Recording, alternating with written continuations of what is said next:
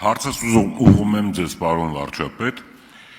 դուք այսօր շատ հանգամանալից ելույթ ունեցաք, ասեցիք այս 8 տարիների ընթացքում ինչ հսկայական աշխատանք է կատարվել, որտեղ բոլոր ոլորտները քանդված են եղել, անգամներ ավելի քիչ աշխատավարձներ են ստացել, հիմա մի նոր փուլ ենք մտնում, որտեղ 5000 կիլոմետր ասֆալտ է արվել, մենք ունենք երկու ծախսային մաս, ունենք մեկը պարտադիր ծախսերն են, դրանք դուք միջև անգամ դեմոգրաֆիկ խնդիրների համար եք ծախսեր անում, անապահով ընտանիքներն են, թոշակներն են, մյուսն են։ Եվ ունենք ծախսային մաս, որը որ պետք է գեներացնի։ Դուք ձեր ելույթում ասացիք, որ սուբսիդավորել եք եւ IT ոլորտներին եւ մնացած գյուղատնտեսական եւ մնացած այլ արդյունաբերական ձեռնարկությունների, որոնք որ սկսել են արդեն գեներացնել։ Նախ կուզեմ ասեք դուք 6 ամիս հետո, այսօր այս տարվա կեսից հետո ինչ կարգի ոլորտներ եք նախատեսում եւս գեներացնելու, որպեսզի մենք պատկերացնենք մենք ապագա 2-3 տարում ինչ կարգի տնտեսություն ենք ունենալու։ Օրինակ վերցնենք արևային պանելները, եթե մենք կուտակիչներ սկսենք օգնել քաղաքացիներին, որտեղ 1200 մեգավատի չափ մենք արևային էլեկտրաէներգիա ունենք, որը որ բալանսավորված չենք կարողանում օգտագործել։ Մյուսը ջրամբարներն են, որոնք որ եթե պետությունը աջակցում է, մենք 2-3 տարի հետո սկսելու ենք արդեն բերք ունենալ։ Կուզենամ այն, որը որ բերելու է Հայաստանին մի ուրիշ հարթակի, կուզենամ դրանց մասին որոշակի տեղեկություն հայտնեք։ Շնորհակալություն։ Արդյոք պատասխանի Հայաստանի Հանրապետության վարչապետը, համեցեք պարոն վարչապետ։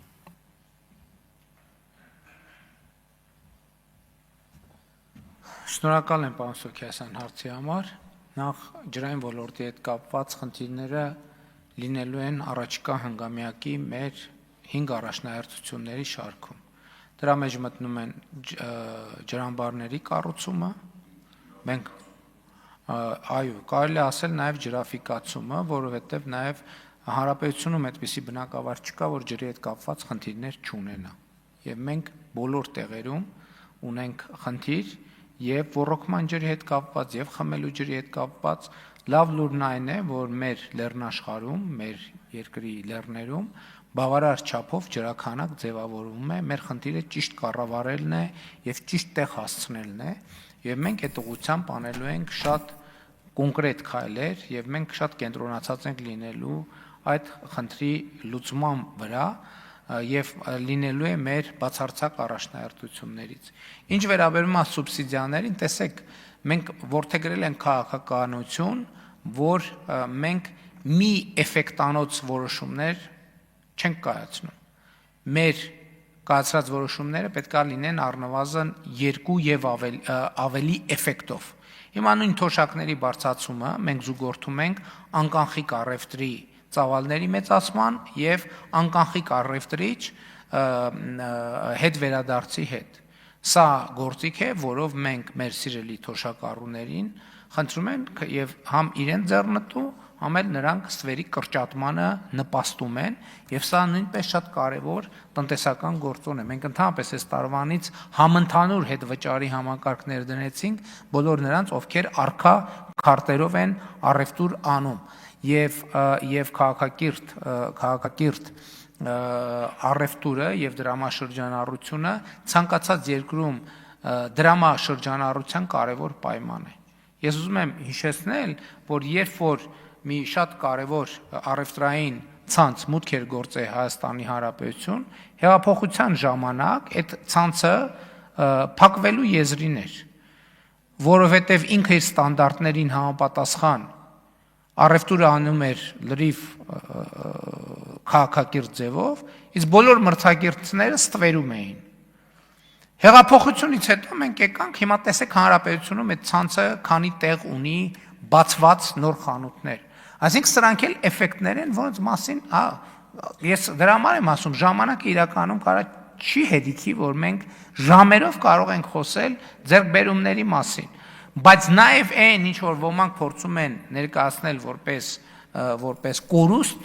ես ուղիղ ասում եմ եւ ես ուրախ եմ, որ մենք եկել այդ կետին են հասել, դա էլ ճանապարհ է զոհողությունների, այո, մենք գնացել ենք եւ հասել ենք այս կետին, որտեղ մենք առավել վստահ ենք մեր երկրի հեռանկարի վերաբերյալ։ Մենք վստահ ենք մեր երկրի հեռանկարի վերաբերյալ։ Տնտեսական մոդելների մասով նաև ես առաջիկայում մի ամբողջական ֆորմատով մեր նախընտրական ծրագիրը կներկայացնեմ, որտեղ անդրադարձ կա բոլոր ոլորտներին։ Արձագանք։ Պարոն վարչապետ, օրինակ վերցնենք բժշկական ապահովագրությունը, այդքան մեծ գումար է գնում բժշկական ձեռնարկություններին։ Այդ նշանակում է մենք ապագա 3 տարվա մեջ աշխարհի լավագույն բժշկական սարքավորումներով հագեցած երկիր ենք լինելու, շատ ահռելի գումար է ծախսում։ Եթե ջրամբարները կառուցվելու մեր արդեն գյուղատնտեսական հողատարածքները շատ են։ Եթե մենք կուտակիչների վրա գումարներ ենք ծախսելու, էներգետիկայում քաղաքացիները, որոնք որ օրինակ գումարներ են ծախսում էլեկտրաէներգիայի, ինչ որ մի մասը չեն ծախսելու, որովհետև այդ սարքավորումները նրանց օգնելու են։ Կուզենանք, որ այդ ձեր ծրագրի մեջ այդ ամեն ինչը ավելի հանգամանալից ներկայացված լինի, եթե այլ բան ունեք ավելացնելու, շնորհակալություն։ Տեսեք, հիմա առողջության ապահովագրության ներդրման առաջին էֆեկտներից մեկն է նա, որ այսօր Հայաստան սկսել են ներկրվել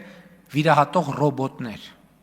որոնք առողջապահական գերժամանակակից տեխնոլոգիաներն են, որովհետև մարդիկ վստահ են, որ այդ ներդրված գումար հետ են բերում, այլ չեմ ասում, որ այդ սարքավորումները ձեռք են բերում լիզինգի մեր ծրագրի աջակցությամբ։ Այսինքն, իհարկե, մենք լիզինգի ծրագիրը նաև հիմա չգիտեմ, ընկերությունն ինքն է ընտրում այդ ծրագրից օգտվի թե չէ, բայց չօգտվելու ոչ մի պատճառ չունի։ Եվ նաև էս է պատճառը, որ ես ասում մարդկանց կոչ եմ անում, ասում եմ դե տեսեք ձեր վճարած հարկերը ոնց են այլ կերպ վերադառնում ձեզ։ Եվ սա շատ կարևոր արձանագրում է կուտակիչ կայանների հետ կապված կառավարությունը վերջերս օրենսդրական նախաձեռնություն ընդունեց, չգիտեմ խորհրդարանը հասցրեց քննարկել թե չէ, բայց այո մենք այդ ուղղությամբ լուրջ փոփոխություններ ենք նախատեսում եւ այսօր իմիջայլոց տեղի ունենում առողջապահության ինդուստրիալիզացիա, գյուղատնտեսության ինդուստրիալիզացիա, սա նշանակում է, որ մեր երկիրը զարգացման նոր մակարդակ է շեմ դրել եւ մենք պետքա օգնենք, որպեսզի մասնավոր հատվածը ավելի վստահ այդ ճանապարհով գա։ Այո։